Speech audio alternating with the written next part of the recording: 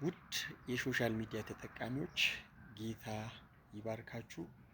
ለሙስሊም ወገኖቻችን አንድ 6 ጥያቄዎችን ለመጠየቅ ነው። ክርስቲያኖች ለብዙ ሙስሊሞች እንድታዳርሱ፣ ሙስሊም ወገኖቻችን ደግሞ መልስ እንድትሰጡ በጌታ ፍቅር እጠይቃለሁ። እስከ መጨረሻው ተከታተሉኝ።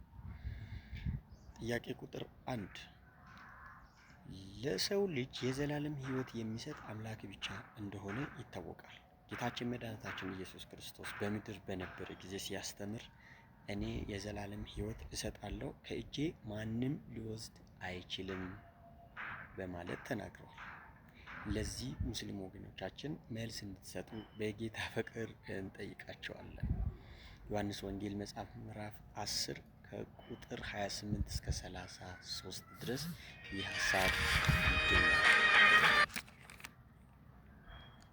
ሁለተኛ ጥያቄ ኢየሱስ ከእግዚአብሔር ወጥቼ ወደ ዓለም መጥቻለሁ ሲል ምን እያለ ነው? መልስ እንድትሰጡ እፈልጋለሁ። ኢየሱስ ከእግዚአብሔር ወጥቼ ወደ ዓለም መጥቻለሁ ሲል ምን እያለ ነው?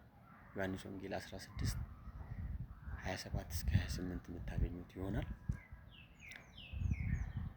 ሶስተኛ ጥያቄ ኢየሱስ የ30 ዓመት ወጣት ሆኖ እኔ ከአብርሃም በፊት ነበርኩኝ ሲል ምን እያለ ነው? ከነበረስ የት ነበረ?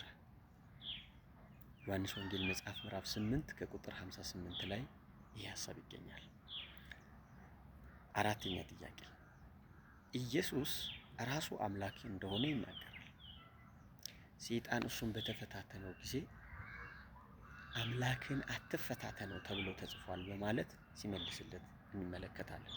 እንግዲህ ሰይጣን ማንንም የሰው ልጅ ተፈጥሮ ሁሉ ይፈታተናል። ኢየሱስ ፍጹም አምላክ ፍጹም ሰው ነው።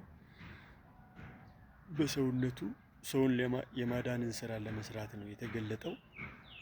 ሰው ሆኖ የተገለጠው ስጋና ደምን ነስቶ የተገለጠው ሰውን የማዳን ስራ ለመስራት ነው። ሰውን ለማዳን ስራ ለመስራት ኢየሱስ ቢገለጥም ሰይጣን እሱን ተፈታትነቷል። በሚፈታተንበት ጊዜ ኢየሱስ ራሱን ሰው ብቻ አድርጎ አላቀረበውም ለዲያብሎስ ለሰይጣን፣ ይልቁንስ አምላክ አድርጎ ሲናገር እንመለከታለን። ሰይጣን በአምላክ ላይ በመተበትም አምላክንም በመፈታተንም ይታወቃል። ያው የመጨረሻው ፍርድ ይጠብቋል።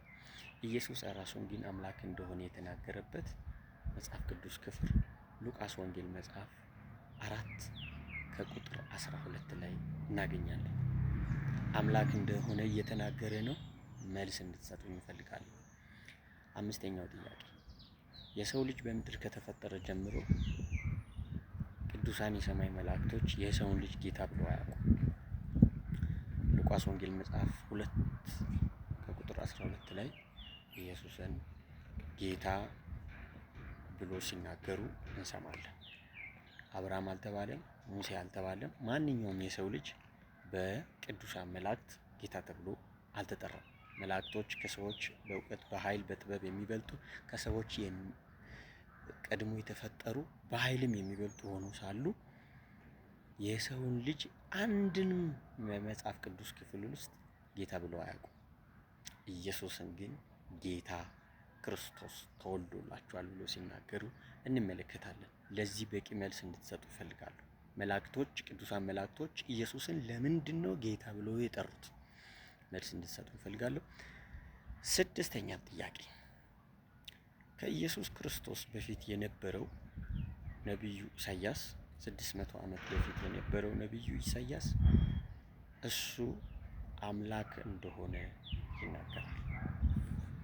ትንቢተ ኢሳያስ ምዕራፍ 9 ከቁጥር 6 ላይ እንግዲህ ኢየሱስ ራሱ የተናገረበት አምላክ መሆኑን እንረዳለን። ቅዱሳን የሰማይ መላእክቶች የተናገሩበት አምላክ መሆኑን እንረዳለን። የወደቁ መላእክት ወይም ሰይጣን የምንላቸው ኢየሱስ አምላክነቱን አምኖ ምንም ምላሽ ሳይሰጡ መሄዱን ተረድተን አምላክ መሆኑን እንገልጽላቸዋለን። የሰው ልጆች የተናገሩበትን አምነን አምላክ መሆኑን እንናገራለን፣ እናምንበታለን። ሙስሊም ወገኖቻችን ይህን ጥያቄዎች በመመለስና በማሰላሰል እንድትተባበሩኝ እንድትረዱ ወደ ክርስቶስ ኢየሱስ እንድትመጡ በጌታ ፍቅር እንጠይቃችኋለን። ጻፉልኝ። ጌታ ይባርካችሁ። ሰላማችሁ